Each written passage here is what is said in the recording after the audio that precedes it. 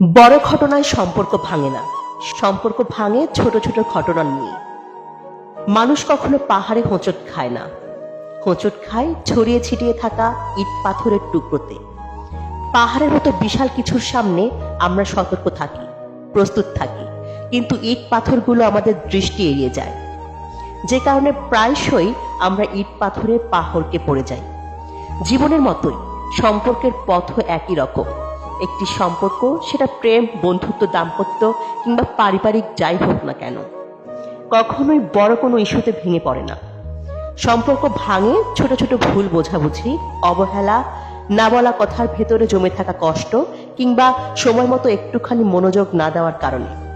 এই ছোট ছোট অপ্রাপ্তিগুলো প্রথমে হয়তো তেমন একটা গুরুত্ব পায় না, কিন্তু দিনে দিনে সেগুলো জমতে জমতে পাহাড়ের চেয়েও বড় হয়ে ওঠে। একটা সময় গিয়ে যখন আর বোঝাপড়ার কোনো রাস্তা খোলা থাকে